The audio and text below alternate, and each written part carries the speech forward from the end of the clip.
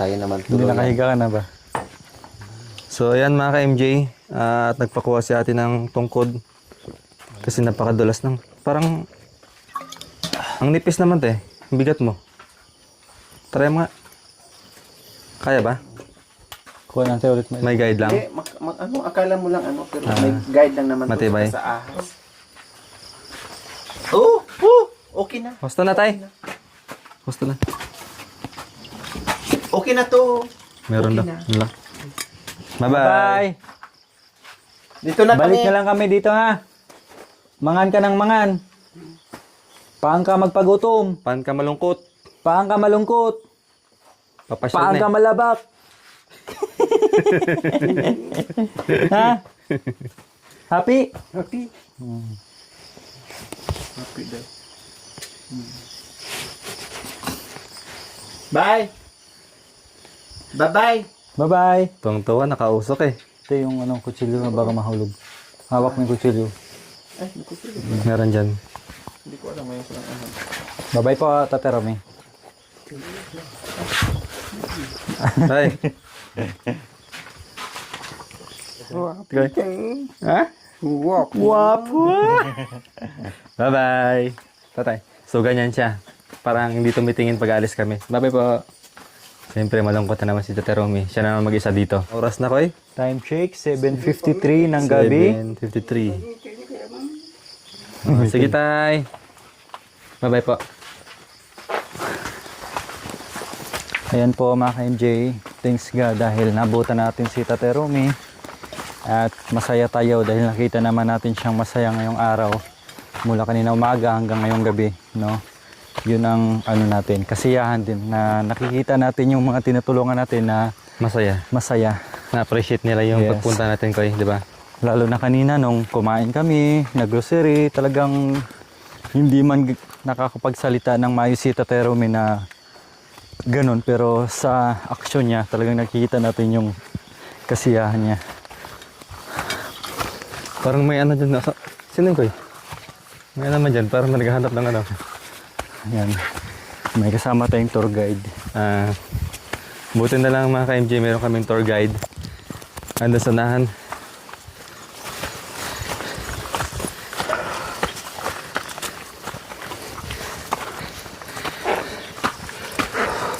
Sa pagpunta dito, relax lang.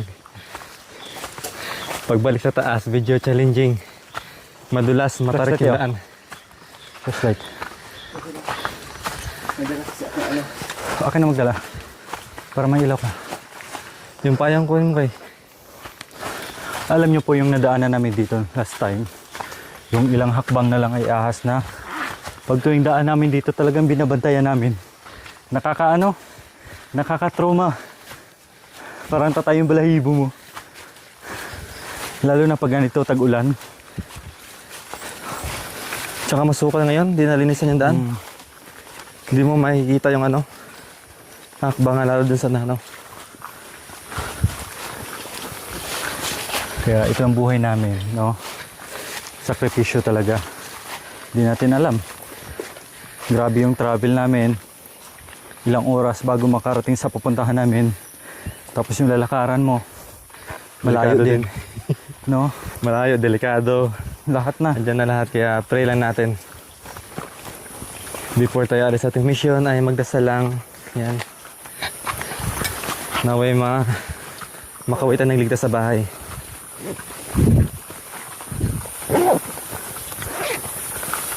Baliti. Tabi-tabi po. Tabi-tabi, bari-bari. Biglang dumilim yung camera ko. Ayan.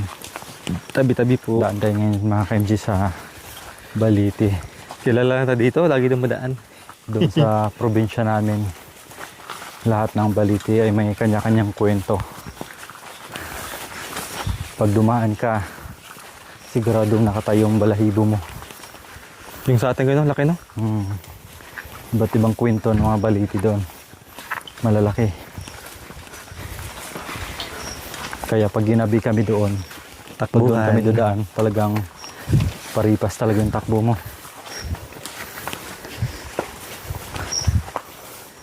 Mga 100 meters pa lang before Baliti, talagang buboylo ka na. Bakit kasi ginagabi ka, Koy? Ha? Nakinood ng TV? Yes, nakinood ng TV. Oo, di ba? Kasi noon mga ka-NJ, wala kami TV. Kaya nakidayo pa kami para manood ng TV. Anong oras mo tapos? Mga 9 din ko, no? 8 or 9? Maybe. Mas maybe last days. Tapos pagdating sa bahay, wala ka pang hapunan. Nakalak pa yung pintuan.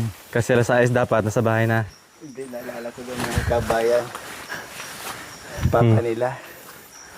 Tapos kami tulog na, kumain na. Wala pa. Parang huli ata itong mga kabayan. Gumagala eh. O gumagala, sarado na. Doon siya dumaan sa ilalim ng Para mga aso. ilalim ng ano? Pinto. ng O silong, ganun. silong sa may Butas. butas mga kabayan. Hindi niya alam, nakaabang papa niya isang malaking Pamalo. panggatong. Grabe yung palo ng mga kabayan. Diba? Totoo. Yes. Nakwento na rin ko to noon nung nasa bundok din tayo. Kasi dapat alas 6 eh. Nang nandun si Madam Sa bahay Lori. na. Ano yun, Madam? December yun. Dati kasi si Madam Lori doon na sa amin, bahay namin. Nung naglaya siya, doon siya tumira sa amin. Ay, naglayas siya. Hindi ako naglayas. Naglayas. Oo. Ano pa lang kami noon? Ilan, bata pa siya naman din, ha? Maliit pa lang kami noon. Siguro, ako siguro mga 9 years old noon. Oo. Nung nadat na rin si Madam Lori. Lumandi na. Naglayas. Kasama si Kuya Rodel. Oo. Sabi ko, sino tong kasama niya? Anong tsura? Saan to napulot? Wala. Hindi ko makalimutan sa anong sabi ng father nyo. Sa lahat ng asawa ng mga kuya nyo, ako lang ang hindi kaya ipagpalit kahit isa sa mga kapatid nyo. Hindi ka naman. Talaga? Talaga. Sabi nga ng papa niya, alam mo Lori, kasi meron silang kapatid na black sheep mga kabayan. Alam mo Lori, hindi kita kaya ipagpalit. Mamimiss kita kaysa sa isang anak ko. O di ba? Kung hindi ako naging mabuti. Bakit sabi ni Makoy kung saan ka napulot?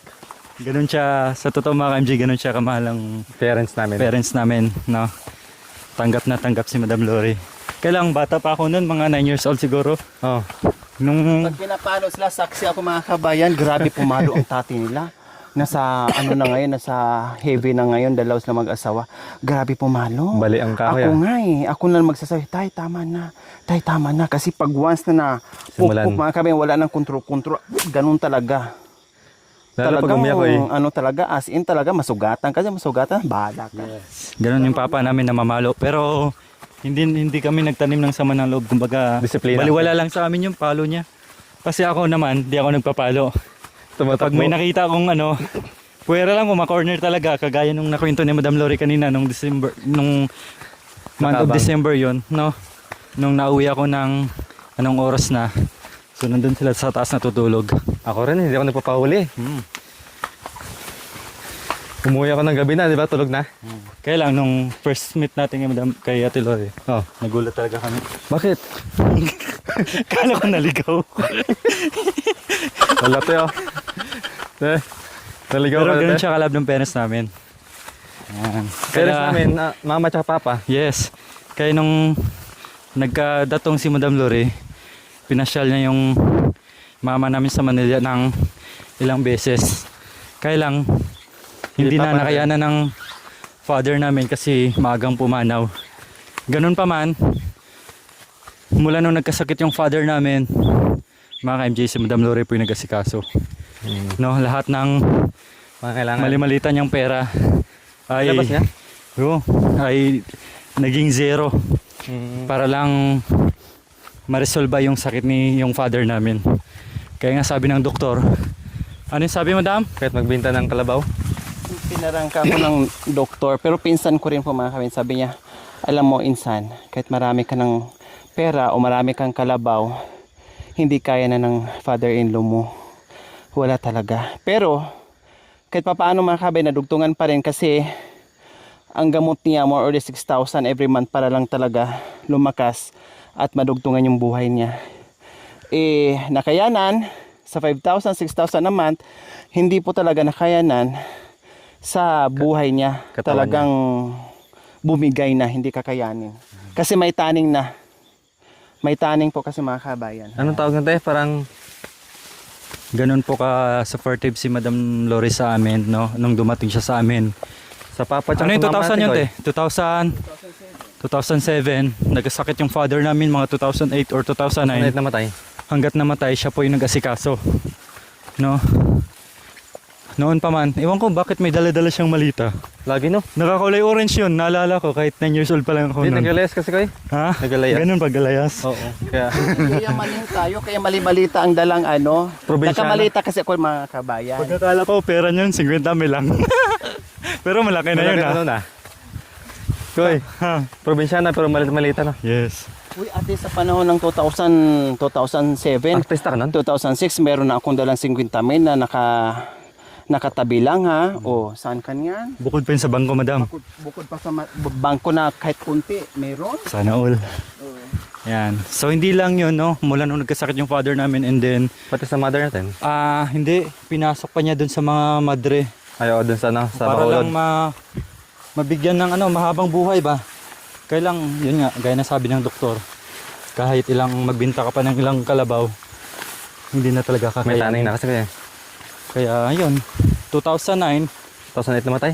2009? 2008, Oo. pumana yung father namin. No. 2017, 16, And then 2017, nandito na kami sa Pangasinan nun. Namatay din yung, nagkasakit yung mother namin. Nandito pa kami nun pero si Madam Lori nagpapadala ng pera dun sa kapatid namin na nag-asikaso.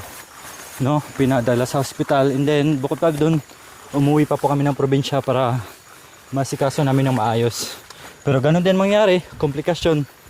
Wala magawa kaya natuluyan din. And then si Madam Lori din and my kuya Brother Rodel ang nagkasikaso. Yan. Sila pong dalawang tandem nung time na yon. At hindi ko makakalimutan, parehas magulang nila bago malagutan ng hininga. Number 1, binilin sa akin, bahala ka na sa mga anak ko. Parehas talaga. In fairness, kung mga kabay, saksi ang Diyos, bahala daw ako sa mga anak na naiwan. O diba, mga kabay, napaka meaningful na dalawang nanay nila. Dalawang nanay. At tatay, ayan ang sinabi sa akin. Bahala ka na sa mga anak ko, Lord, ha? O imagine. Hindi mo sukat akalain na ipagbilin, kumbaga. Pagkatiwala. Ibig sabihin, mapagkatiwalaan ka, kumbaga, mga kabayan. O, siyempre, mula noon, mula nagkasakit, mula kung nakilala sila, mga kabayan, family nila, ay tinanggap ako ng buong tao. Kaya minahal ko rin sila ng bonggang-bongga din. Ang bait ng father na mga kabayan, promise. Pag merong problema yon, pupunta sa akin, Lord, masakit yung ganito ko. Para nagalantay. Lord, hindi ako makapupo. Lord, masakit yung ganyan. Lord, hindi ako makakakita. Parang ganun ba, lahat ng na naramdaman niya, mga kabayan, sa akin dumadaing. Hindi siya dumadaing kay Habi, hindi. Sa akin siya dumidiretso kasi may tindahan kami noon. Kakatok lang yon. Tapos magsasabi na siya sa iniinda niya. Ganun yun. Kumbaga, wala kasi kaming kapatid na babae. Siguro nung dumating sa Madam Lori, Oo. yun na yung touring niya. Kaya yung Siguro kung nabuhay yung mga kabayan, ako, lagi nandito yun. Pangarap pa naman niya pumunta ng Manila, Oo, yung pa naman sabi niya. No? Pag gumaling daw siya, punta talaga siya ng Maynila, sasama daw siya. Hindi na nangyari. Yung mama nila pabalik-balik dito. Bata pa, kasi mother ko nga, buhay nga silang dalawa, 80 plus. Kaya kayo, wag abusuhin ang katawan. No, hindi porke bata, malakas ay abusuhin, magbisyo ng bonggang-bongga. Kaya imbis sa haba ang buhay, iiksi dahil sa bisyo. Sayang. Sabi ko nga minsan, sayang naman kung kailan naman na kahit papaano kaya na natin silang hilain kahit saan-saan, wala pa sila. Hindi na-experience ng bongga. Dati nga na-experience nila kahit papaano, ngayon na sana may-experience na ng bongga, hindi na namin magawa kasi maagang nag-goodbye Philippines. Oh, di ba? Kaya ang bisyo talaga hindi magdulot ng maganda, puro talaga kasamaan. Kaya di ba din magbisyo, marunong mag-control, at kung pwede iwasan, at kung pwede iwanan. yan. Ganun na lang. Kasi yung sakit ng parents namin, parehas po sila komplikasyon. Mahilig po sila uminom. Minsan, wala pang kain, maaga pa lang ay uminom na, no? Lalo yung papaante ko. Lalo yung papa namin, talagang walang kain-kain, lalo pag nakainom. Kaya yun yung nangyari sa kanya. Kaya kami ngayon, no, alam na namin yung nangyari sa mga parents namin, kaya hindi rin po kami uminom. Walang Hindi rin bisyo. nagsisigarilyo. Minsan lang, wine lang. Tapos paimpi-impi lang minsan. May impi. Joke lang. Yung mga ano Joke lang, lang. occasion, wine lang. Kasi, di ba, parents namin yun yung sakit, tapos gagayahin mo pa. Oo. Wala na. Kaya very thankful din kami, Madam Lori and Kuya Rod, no? Sa guide. Kasi since 2007 nandyan sila sa nag-guide sa amin, sa mother and father namin, tapos sa aming magkakapatid, nandyan po sila. Kaya kung ano po yung ano ni Madam, dito lang po kami nakasupport, no? Kasi wala naman ibang magtutulungan kundi kami lang po. Kaya yan, nabutan na po kami ng ulan. Dal-dal pa more. Tandaan lang kasi madalas. Yan. So ayun po mga ka-MJ, no? Tamang kwentuhan lang habang naglalakad para hindi po mainda yung dulas saka yung pagod, yung takot dito sa paglalakad sa kabundukan. Oh, meron pa daw. Mga kabayan, pag ang mama nila pag nakainom, no? Dancer. Walang ibang ano yon, walang ibang hilig kundi sumayaw. Ang galing-galing sumayaw mga kabayan, ang English pa. galing-galing kumanta. Ang lagi yung kinakanta sa akin mga kabayan pag nakainom yun. Pupunta sa akin yun. Lorena, minamahal kita. Tapos pagkatapos meron siya kadugtong. Yung camera. Ay, Dudong charing. Ano ba yun? sa Bisaya. Sa Bisaya mga kabayan. Para ba may kanta dati na ano? Nagpadala ko gismil. Nagpadala ako 10,000. Tapos yung mag kay nagtuo ko ikaw ay isang angel. Parang ano, katugma kasi parang kwento niya parang ano, kala niya totoong babae. Oo, ganun. Pala binabae. Ang ano niya, di ko talaga nakalimutan mga kabayan. Kwentong ano yan, Bisaya yun mga kabayan. Ay, kantang Bisaya yun. Lorena pa unang kantahin niya. Sa sunod, tatabi na sa akin yun. Tapos, yun na kaagad. Yung Dudong Charing. No, Dudong Charing ang ano yung Bisaya mga kabayan. Tapos, pagkatapos nun, Iyak na. Magdadrama na. Magdradrama na yun. Akala niya doon. Lord, yung mga damit ko ha, Hmm. nandyan marami. Pag nawala ko sa'yo na lahat yun ha, gamitin mo mga bago pa yan. Ay apo, yung mga damit ba dati ng mga terno-terno ng mga sinaunang ano, yung mga pinatay ng mga plits-plits pa mga kabin sa akin daw yung Drama lahat na. mga kabin. Ibigay daw niya. Ipamalagay pa sa kaban yun, Madam, yung parang Yung lagay namin sinauna din. yung Mga kaban, mga kabayan na yung drawer na. ganyan-ganyan na meron din. Yung parang kabaong na maliit. Oo, Yung yung baul. ganyan. Ano to ba? Oh, yan yung ano niya, lagi yung iniiwan. Lord, Hoy, pag baul, di ba? naawa ko, ha, sa'yo na lahat yung ano. Tawag doon? Yung mga damit. Oh, yan ang laging ano. Tapos iiyak na yun. Magdadrama na. Magdrama na yung pag na ano yung mga Pero mahal na mahal ka rin nante ah. ay sobra. Di ba? Si mama. Lahat naman ng ano, tate at nanay mo talagang minahal ng bonggesyos. At talagang pinaramdam na sa akin na rin ako sa kanila mga kabayan. Saan kanyan? Pag kumakain.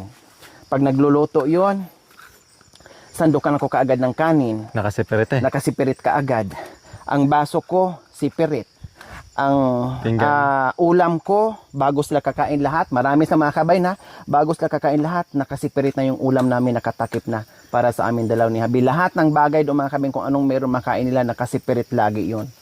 Ganun. Mula nung nandyan ako hanggang nawala yung mga kabay, ganyan ang mother nila sa kapapa. Yan. Bago sila kakain. Prinsesa yan eh. No, ayan. Sayaw kog idara. Demonyo man di ay kang kagwanga ka. Yung mga ganong para bang Silaw. ano, para bang kanta ng Charing, Charing, nailad ganon. ko sa buhay. Pero may Tagalog version niya kayo. Nailad ko sa buhay. Yung mga ganun. Charing, masakit ang akong kasi. Akala niya kasi totoong babae. Para tinutokso niya yung anak niya ba si Habi. Magpadala ko og gismel kay nagtuo ko na ikaw usa ka anghel. Ganun na. Paano niya yan? Ang title niyan, Dodong Charing. Ay, ano ba yan? Pero may Tagalog version na yan. Oo, ganyan ang ano mga kabayan. Matawa ka. Para maintindihan. Nakakalimutan ka kailan. Lorena at saka Dodong Charing kinakanta. Ayan yung ating team lorry driver, no? Habang tayo naglalakad ay mahirap din magantay ng mag-isa ka lang, no? Nakakabagot ko eh. Kabisado yan ni Habi yung kanta mga kabayan. Makita na. Ayan nga. Subukan mo nga. Habi, naalala mo yung kanta ni mama mo Mama. pag na Lasing. kanta natin dalawa ano ngayon? Nagpadala ko Isa siya. gismil. Dudong Charing. Yung team song natin namin na kinakanta niya. Ano, Dudong Charing. ano nga kanta yun? Ano nga yun? Kanta mo Ikaw na. na. Nakalimutan ko. Gilad ko sa Yun buin. yung kinakanta, di ba? Kaya nang kinakanta yan, no? Charing, nailad ko sa Sa buing. May Tagalog din yan. May Tagalog. May Tagalog May yan eh. Tagalog nun eh. O yun ang kanta ng mother niya. Nailad parang... Ulit pag pag nalasing. Pero Lorena muna. Lorena, minamahal kita. O after nun, iyak na yun. Te, Wala na. ano sa Tagalog yung nailad? Parang naloko? Niloko. Oo, naloko, Parang no? ganon. Pagkakapon